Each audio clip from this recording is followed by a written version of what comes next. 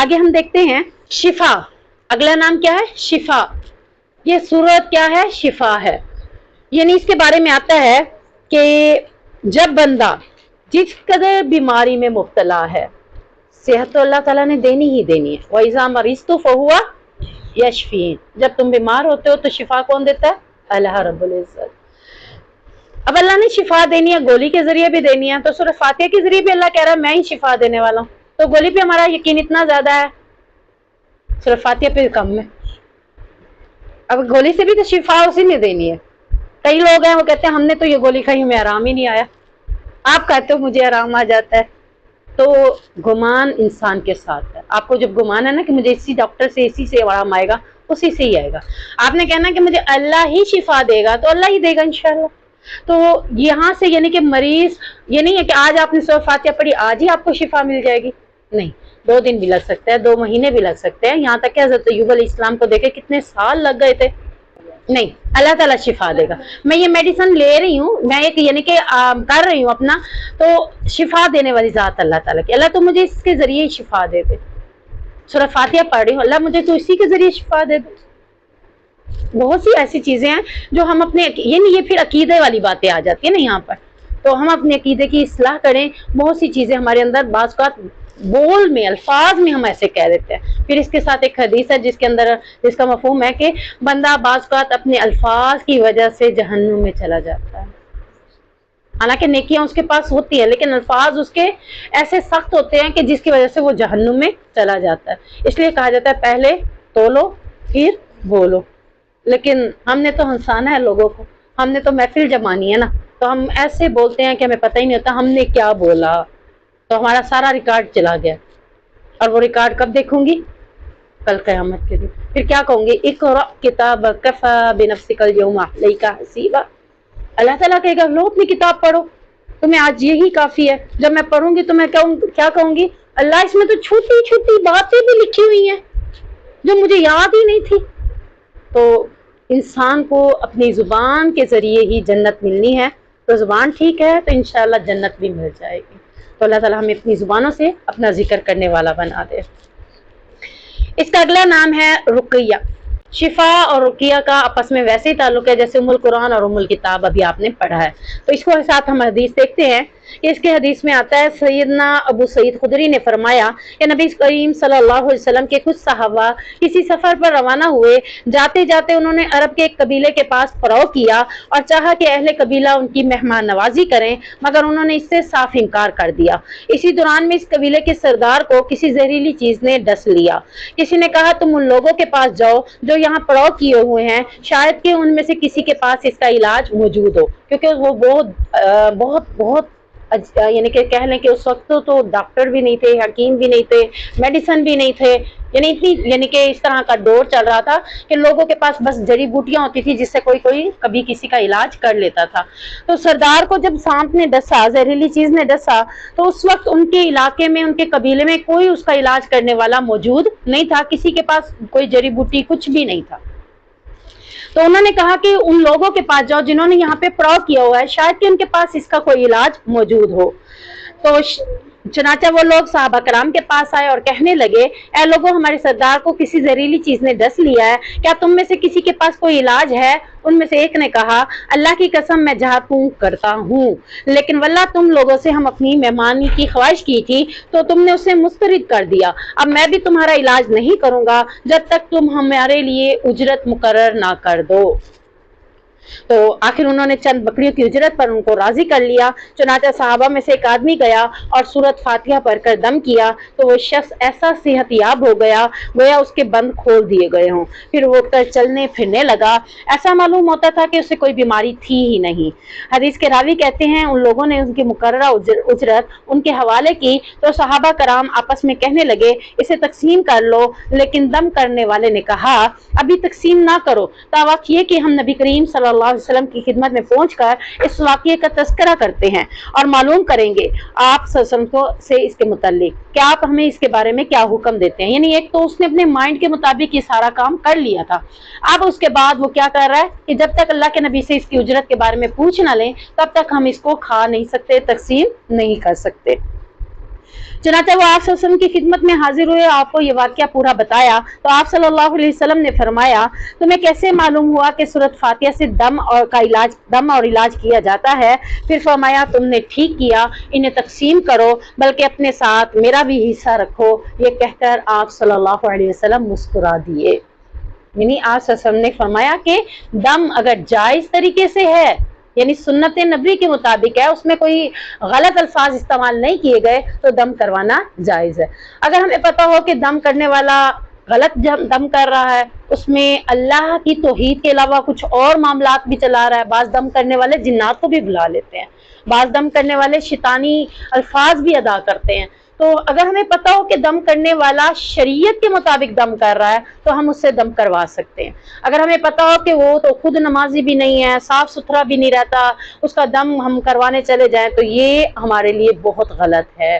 दम करवाना जायज है लेकिन शरीयत के मुताबिक। आप खुद भी सूरतें पढ़कर दम कर सकते हैं, दुआएं पढ़ के दम कर सकते हैं, तो आप अपना दम अपने ऊपर खुद भी कर सकते हैं। देखिए दम करवाना जायज है, लेकिन फरमाया कि कल जन्नत में वो 50 साल पहले जन्नत में जाएगा जिसने दम करवाने से भी अपने आप को बचाया होगा। खुद तो कर लें लेकिन गलत लोगों के पास ना जाए।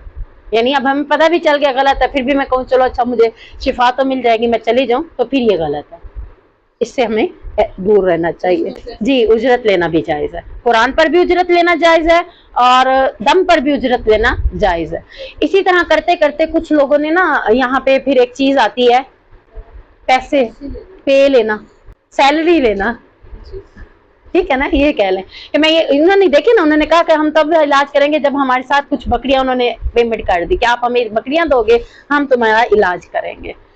तो इसके अलावा मैं आपको बताने लगी थी कि हाँ, कि बहुत से लोगों ने आज यानी कि कुरान को साथ पढ़ कर तो दम करना जायज है, अब कुरान को लिख कर देकर दम करना जायज नहीं था, ठीक है ना। इसकी बहुत सी वजूहात है। मिसाल के तौर पर मैं आपको कुरान में चाहे सूरत फातिहा ही लिख कर दे देती हूँ, मैं उसको किसी चीज के अंदर बांध दूं, चाहे गले के अंदर लटकाने के लिए दे दूं, सबसे पहली वजह यह है मैंने गंदगी वाली जगहों पे भी तो जाना है, वॉशरूम में भी तो जाना है, ठीक है ना, पाँव में भी बांधते हैं, पेट पे भी बांधे होते हैं, पेट छोटा करने के लिए लोगों ने पेट पे भी बांधे हुए, नौजुबिल्लाह। तो एक ने यहाँ बांधा हुआ था कुछ दिन पहले, एक ने यहाँ बांधा हुआ था, एक ने यहाँ बांधा हुआ था। भाई बच्चों के लिए भी, बच्चों के साथ भी ये काम करते हैं। हमारा बच्चा डरता बहुत था तो हमने बच्चे के लिए भी ये तावीज ले लिया, जिसे हम तावीज बोलते हैं। चलिए, अब दम तो जायज है, दम वो फूंक मारने वाला दम है। अब ये आयतें लिखकर गले में लटकाना या आयतें, वो कुछ लोग कहते हैं कि भाई इसमें आयतें नहीं, मैंने 3-4 लोगों के जब तावीज खोले तो उसमें क्या निकले थे, कुरान को अदद में निकाल कर अदद के साथ लिखा हुआ था। आप में से किस किस को पता है कुरान अदद के साथ भी लिखा हुआ मिलता है? जैसे बिस्मिल्लाह को हम कहते हैं 786, इस तरह से लिखा जाए तो बिस्मिल्लाह, पता है आप लोग? हाँ जी, नॉर्मली यही लिया जाता है। यानी कि अगर आपने बिस्मिल्लाह लिखनी है तो बिस्मिल्लाह के बजाय 786 लिख दे। लेकिन आप ये देखें कि आप सल्लल्लाहु अलैहि वसल्लम ने अरबी में ही हमें सिखाया है, तो हम अरबी में लिखे ना। सुन्नत तरीका क्या है? अरबी में लिखे। कुरान अरबी में अल्लाह ने नाजिल किया, अल्लाह चाहता तो गिनती में भी उतार सकता था, अल्लाह चाहता तो इसे इंग्लिश में भी उतार सकता था, ठीक है ना। लेकिन हमारे लिए बेस्ट यही है कि हम इस तरह, अब उन्होंने ना उसको अदद में पूरा कुरान निकाला हुआ। आप देखिए कि सूरत कहफ मैंने देखी थी, सूरत कहफ लिखी हुई, इतना सा गोल डब्बा बना हुआ था, उसी के अंदर सूरत कहफ मुकम्मल थी अदद के साथ। अब देखिए बिस्मिल्लाहिर्रहमानिर्रहीम कितनी बड़ी है, जब वो 786 के ऊपर आके खत्म हो जाती है। हम भी अपने बचपन में लिखते आए हैं भाई, हमें टीचर्स कहती थी बिस्मिल्लाह ना लिखो, कापी नीचे गिरती है तो गुनाह मिलता है, तो बिस्मिल्लाह की बजाय 786 लिख दो। अच्छा, मुझे बाद में इस बात की समझ आई जब मैंने इस इल्म को लेना शुरू किया, भाई जब तुम मान रहे हो कि 786 भी बिस्मिल्लाह है, तो क्या वो गिरने से बेदबी नहीं होगी? यानी उनका ये माइंड था कि बिस्मिल्लाह लिखोगे और कापी नीचे गिर जाएगी तो गुनाह मिलेगा। क्या चीज 786 लिखना? नहीं, हदीस से साबित नहीं। मैं यही बता रही हूँ ना, सुन्नत तो है ही नहीं, ये आज के लोगों ने लिखा है। जैसे उर्दू को इंग्लिश में डाल देना, फारसी में डाल देना, अरबी में डाल देना, ठीक है ना, लोगों ने इसे गिनती में भी डाल दिया। लेकिन कुरान का तो अल्लाह ताला ने कहा इसमें जबर जेर का फर्क ही नहीं आना, अल्लाह ने तो कहा ही नहीं है इसको इस अंदाज में पढ़े। अच्छा ठीक है, आप मुझे बताएं, मैं इसको इंग्लिश में पढ़ती हूँ तो मेरा दिल इतना मुतमईन नहीं होगा, हालांकि इंग्लिश भी तो एक है, तो फिर गिनती में पढ़ के कैसे मैं मुतमईन हो सकती हूँ अपने आप को? अब मुझे ये नहीं कि ये चीज समझनी है कि 786 लिखेंगे तो बेदबी गिर जाए तो बेदबी नहीं है, बिस्मिल्लाह लिखेंगे तो गिर जाएगा बेदबी, फिर 786 बिस्मिल्लाह हो ही कैसे सकता है? جب بے ادبی نہیں ہوتی اس سے تو پھر بسم اللہ کیسے ہو گیا؟ ہاں جی، بعض کا دین جو ہے نا انسان کے مطمئن ہونے کا نام بھی ہے. آپ کا دل مطمئن ہوتا ہے تو پھر تو دیکھیں دل ہی مطمئن نہیں ہو رہا اس بات کے اوپر کہ جب اللہ نے ایک طریقہ بتایا. اب کچھ ٹائم پہلے کچھ لوگ کہتے تھے کہ سلام کی بجائے جو ہے نا انگلش میں ہم جیسے متن لکھ کر اپنا میسج بھیجتے ہیں موبائلز کے اوپر تو AOA لکھ دے. بھی اللہ کے بندے اتنا لمبا تم نے میسج لکھ دیا ہے، سلام لکھتے ہوئے AO لکھتے ہوئے جس پہ اجر ملنا تھا. ہاتھ بھی گواہی دے گا کہ آپ نے السلام علیکم کے ورڈز لکھے ASSALAM السلام او علیکم پورا. آپ جتنے ورڈز لکھیں گے اس پہ بھی تو اجر ہے نا. اچھا آپ یعنی کہ یہ چیزیں ہمیں کون دے رہا ہے؟ شیطان دے رہا ہے. ہمارے مائنڈ میں یہ کنسیپٹ کون پہنچا رہا ہے؟ شیطان دے رہا ہے. شیطان پہلے چاہتا ہے ہم نیکی کریں نہیں، جب کرنا چاہتے ہیں تو وہ کہتا ہے اس کو نیکی کرواؤں ہی ٹھیک نہ، اس کی نیکی میں خرابی پیدا کر دو. ہم پہلے تو سلام کرنا ہی نہیں چاہتے، جب کرتے ہیں کبھی کبھی کبھی دل ٹار گیا تو بس وہی AOA لکھ دو. تو اس کی بہت سی حدیثیں ہیں، بہت ساری باتیں ہیں اس طرح شیطانی. جو شیطان اذان سن کے آتا ہے بھاگ جاتا ہے، اذان ختم ہوتی ہے تو آ جاتا ہے. کیوں آتا ہے؟ پھر کیا کرنے آتا ہے؟ لوگوں کی نماز کو خراب کرنے کے لیے. تو پہلے وہ ہمیں کہتا ہے سلام لکھنے کی کیا ہے، بس بات تو کرو کرتے رہو، سلام کرنا ہی نہیں ہے. حالانکہ اللہ کے نبی صلی اللہ علیہ وسلم کے دور میں صحابہ چلتے چلتے درخت کی اوٹ میں ہو جاتے، دو لوگ ادھر ہو گیا دو ادھر ہو گیا درخت کے، تو دونوں چار جب ملے ہیں تو دوبارہ کیا کہا؟ السلام علیکم. سلام کو کیا کرنا ہے؟ افشوا السلام بینکم، سلام کو پھیلائیں. اب ہم نے کیا کیا؟ نہ سلام فون پہ کیا ہیلو ہائے فلاں، اور اس کے بعد میسج میں بھی سلام ختم، ملے تو وہ بھی ختم، صبح اٹھے تو گڈ مارننگ، شام ہے تو گڈ نائٹ. یعنی ہم نے اپنی عربی کو تو جو تھوڑی بہت ہمیں آتی تھی وہ بھی ختم کرتے چلے جائے. اچھا السلام علیکم پہ مجھے 10 نیکیاں مل گئی، ورحمۃ اللہ ساتھ کہوں گی 20 نیکیاں مل گئی، وبرکاتہ کہوں گی تو 30 نیکیاں مل گئی. یعنی یہ قرآن ایسا ہے، اس کی عربی کے الفاظ ایسے ہیں کہ ایک ایک حرف پر 10 نیکیاں مجھے ملتی ہیں. تو پھر مجھے عربی ہی اس کو استعمال کرنا چاہیے. تو یہ ہم نے سورۃ فاتحہ کے 7 نام بھی پڑھے اور اس کی فضیلت بھی ہم نے پڑھ لی. اب مزید فضیلتیں میں دیکھتے ہیں کہ سورۃ فاتحہ نور ہے. سورۃ فاتحہ کیا ہے؟ نور، روشنی، لوگوں کو راستہ دکھانے والی. روشنی سے کیا ہوتا ہے؟ راستہ دیکھنا. جب آپ سورۃ فاتحہ کو اور ترجمے کے ساتھ، ڈیفینیشن کے ساتھ، تفسیر کے ساتھ پڑھ لیں گے تو آٹومیٹلی آپ کو اس سے روشنی مہیا ہونا شروع ہو جائے گی. آپ چاہیں گے کہ مزید آگے پڑھو، مزید آگے سیکھو. سیکھنا ہی ہے نا، سیکھنے سے کیا؟ آپ ایک بار سیکھے تو صحیح. ہو سکتا ہے ممکن ہے کسی بھی بات پہ چلتے پھرتے ہمیں اس کے اوپر عمل کرنا شروع کر دیں. اب آج کی پوائنٹ میں ہو سکتا ہے میں سلام کو ہی شروع کر دوں، سارے درس میں سے ایک بات پہ بھی عمل کرنا شروع کر دے تو الحمدللہ زندگی بدل رہی ہے نا، تبدیلی آ رہی ہے. انشاءاللہ اللہ کو یہی پسند ہے اور اسی تبدیلی کے ساتھ رب کے پاس جائیں گے، رب بھی خوش ہو جائے گا. تو اس کے بعد سورۃ فاتحہ نور ہے. اس کے بعد نماز نہیں ہوتی، یہ ہم نے پہلے بھی دیکھ لی ہے. اور جو بندہ سورۃ فاتحہ پڑھ کر سوال کرتا ہے اسے وہ عطا کر دیا جاتا ہے. قرآن کی سب سے عظیم سورت ہے، بیماریوں کا علاج ہے، اور اس فاتحہ سے قرآن کے پورے موضوعات سامنے آتے ہیں. میں نے یہ ریپیٹ کر لیے کہ یہ ساری چیزیں کیا ہیں؟ سورۃ فاتحہ کے ساتھ ہی ہمیں میسر آتی ہیں. اعوذ باللہ من الشیطان الرجیم، میں پناہ مانگتی ہوں اللہ رب العزت سے شیطان مردود کی. شیطان سے ہم پناہ کیوں مانگ رہے ہیں؟ کیونکہ وہ ہمارا دشمن ہے. اب ہم شیطان سے پناہ کہاں کہاں مانگیں گے؟ صرف قرآن پاک پڑھتے ہوئے مانگیں گے؟ مجھے تو بار بار اس سے پناہ مانگنی ہے. کیوں؟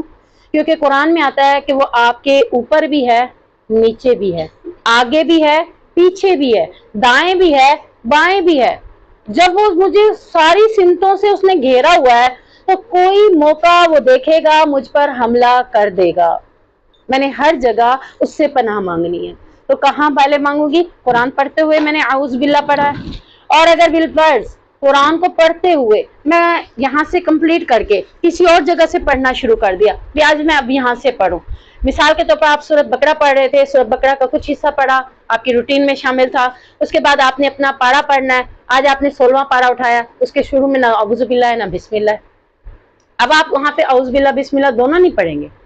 شروع تو آپ نے اعوذ باللہ بھی پڑھا ہے، بسم اللہ بھی پڑھا ہے، لیکن آپ جب سینٹر میں کسی جگہ پہ پہنچے ہیں تو صرف اعوذ باللہ من الشیطان الرجیم پڑھیں گے، تب بسم اللہ نہیں پڑھیں گے.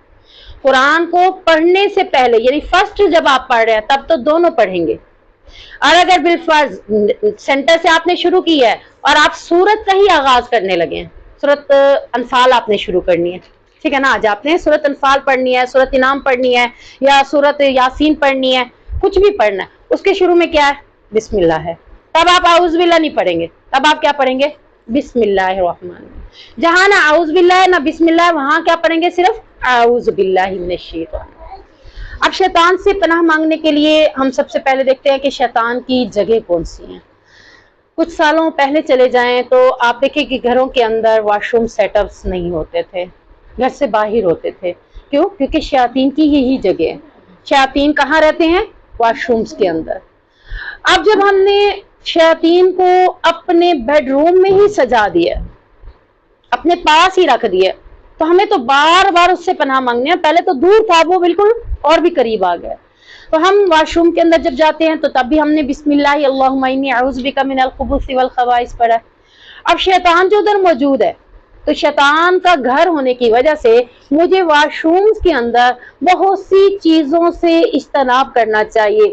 کپڑے نہیں لٹکانے چاہیے، اگر میں ادھر کپڑے لٹکاؤں گی ہو سکتا ہے شیطان اپنے اثرات کر دے، میں اس کو اگر واش بھی کر لوں، یعنی کہ کہنے والے کہتے ہیں کہ اگر آپ 72 ہورس یعنی 72 گھنٹے اگر آپ اس کو دھوپ میں کھڑا کر بھی دیں تب بھی اس میں سے اثرات نہیں نکلتے۔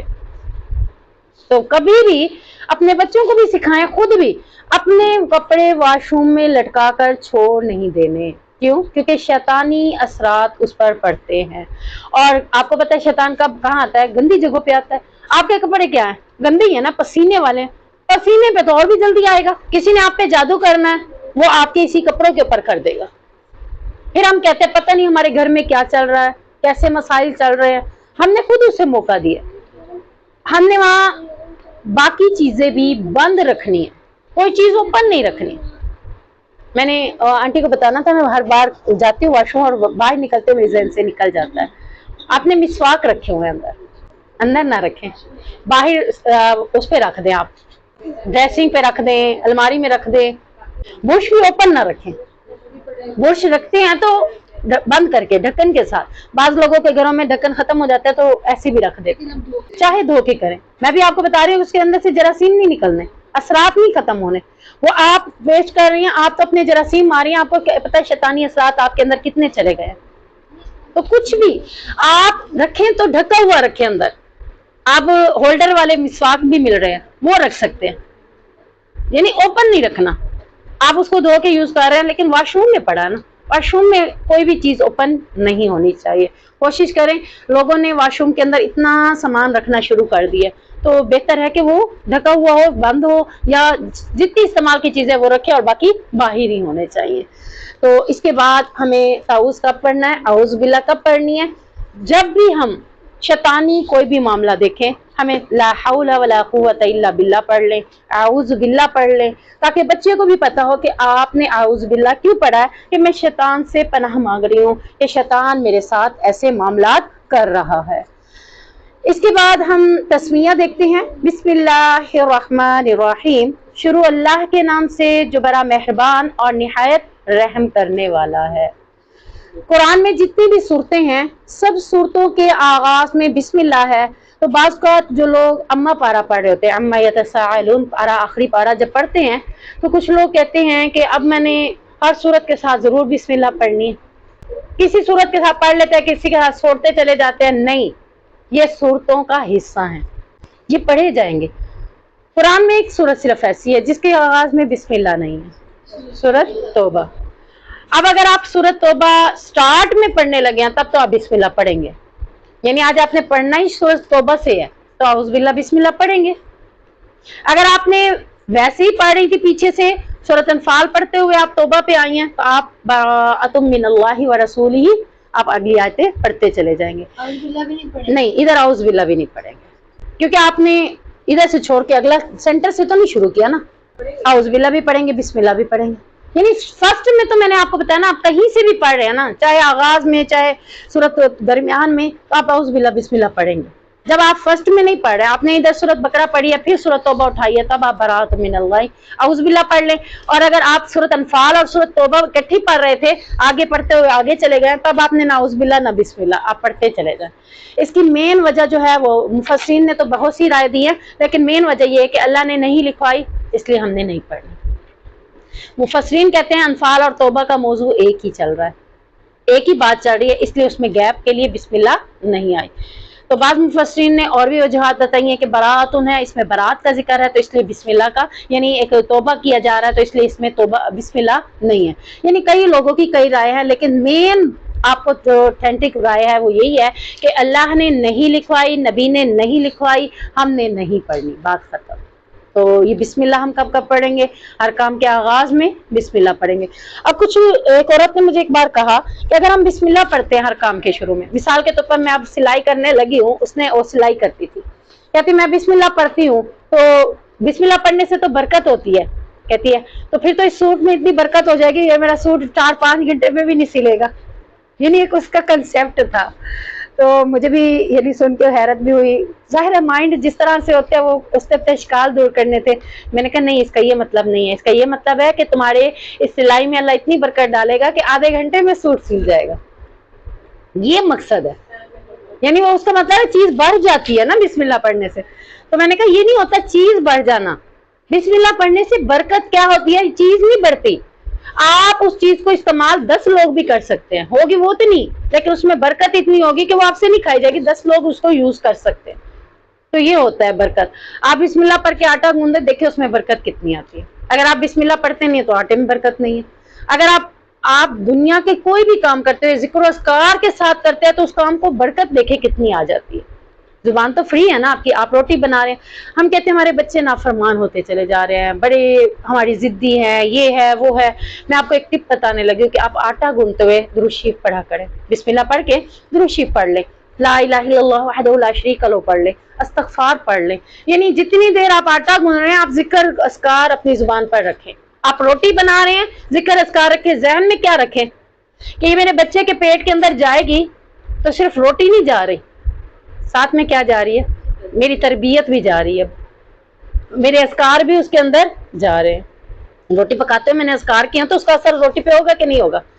بعض بات آپ دیکھیں کہ آپ روٹی بنا رہے ہیں یا کچن میں کام کر رہے ہیں، آپ اچھے موڈ میں ہیں تو چیز اچھی بن جاتی ہے، آپ اچھے موڈ میں نہیں ہیں تو چیز بھی اچھی نہیں بنے گی. تو چیزوں کے اوپر بھی ان چیزوں کا اثر ہوتا ہے، آپ کے خوشی کا، آپ کے رنجیدہ ہونے کا اثر ہوتا ہے. میں اپنی بیٹی کو بعض کا کہتی ہوں آئی ہو نا باتوں میں لگایا چیز خراب ہو گئی، وہ باتیں کیا تھی، دنیاوی تھی. اور میں جب اپنے ذکر و اذکار کے ساتھ اگر کام کر رہی ہوتی تو وہ چیز سب بہترین ہوتا ہے. اور بعض کو یہ بھی دیکھا کہ بچوں کو میں اگر یہ ذکر و اذکار نہیں کرتی، کھانا ایسے بنا لیتی ہوں تو بچے ضد کرنے لگ جاتے ہیں، بچے باغی ہونا شروع ہو جاتے ہیں، یعنی ہماری باتیں نہیں سنتے، توجہ نہیں دیتے. اور جب ذکر و اذکار کا اہتمام شروع کرتے تو الحمدللہ پھر یہ سارے رزلٹ ہمیں ملتے ہیں. تو زبان سے ہمیں ذکر و اذکار کرتے ہوئے اپنے کاموں کو کرنا چاہیے. کوئی بھی کام کرتے ہوئے نیت یہ رکھے کہ ہمارے بچے اس کو یوز کریں گے، کھائیں گے، پیئیں گے یا استعمال کریں گے تو اس سے فائدہ کیا ہوگا. آپ ایون کہ اگر بچے کے کپڑے استری کر رہے ہیں تو ذہن میں یہ رکھ کے رکھیں کہ میں استری کر کے اس کو کپڑے دے رہی ہوں، یہ اس سے نماز پڑھے گا تو مجھے بھی اجر ملے گا. تو گھر کے کام یعنی یہ چھوٹے موٹے کام جو ہم کرتے ہیں یہ بھی ہمارے لیے اجر کا باعث بن جائیں گے انشاءاللہ. تو بسم اللہ ہر کام کے اوپر، ہر کام کے آغاز میں انشاءاللہ پڑھیں گے تو اس سے کیا ہوتی ہے، برکت ہوگی. اور جب اگر بسم اللہ بھول جائیں تو پھر کیا پڑھیں گے، بسم اللہ اولہ و آخرہ، ٹھیک ہے نا. بسم اللہ وعلی برکت اللہ تو ویسے ہی شروع میں پڑھیں گے کہ اس میں برکت ہو جائے. بھولنے پر بسم اللہ اولہ و آخرہ کہ شروع میں بھی آخر میں بھی ساری، ایون کہ آپ کا آخری والا وہ بھی آپ نے منہ میں ڈال دیا، آپ کو یاد ہے میں نے تو پوری روٹی کھا لیا اور میں نے بسم اللہ ہی نہیں پڑھی، اسی پہ ہی آپ بسم اللہ اولہ و آخرہ پڑھیں گے، شیطان سارا نکال دے گا، اس کے پیٹ میں کچھ بھی نہیں جائے گا، وہ آپ کا ہی رہے گا انشاءاللہ. تو یہ تھا بسم اللہ اور اعوذ باللہ کے ساتھ. انشاءاللہ العزیز ہم سورہ فاتحہ کا آغاز اگلی کلاس میں کریں گے. اتنا جو ہم نے پڑھا ہے اس کو آپ رپیٹ کر کے آئیے گا اپنے مائنڈ میں. آج رپیٹ کرتے، جنہوں نے نہیں بھی لکھا نا وہ بھی رپیٹ کرتے رہے ایسے ہی مائنڈ میں. سورہ فاتحہ کے کتنے نام ہیں یہ رپیٹ کر لیں، کیا فضیلت ہے یہ رپیٹ کر لیں، ترتیب نزولی کیا ہے، ترتیب توقیفی کیا ہے، ٹھیک ہے نا. ورڈز تھوڑے سے آپ رپیٹ کرتے رہیں گے یا پورا ہفتہ آپ ان کو رپیٹ کرتے رہیں گے، ذہن میں رکھیں گے تو آپ کے انشاءاللہ یاد رہے گا. کچھ نہ کچھ تو آپ بھی بتا ہی دیں گے انشاءاللہ. جو تھوڑا سا بھی بتا دے گا نا تو میں سمجھ جاؤں گی کہ آپ نے ذہن میں سبق رپیٹ کیا ہے. رپیٹ کرنے سے چیز بھولتی نہیں ہے انشاءاللہ. سبحانک اللہم و بحمدک اشہد ان لا الہ الا انت استغفرک و اتوب الیک.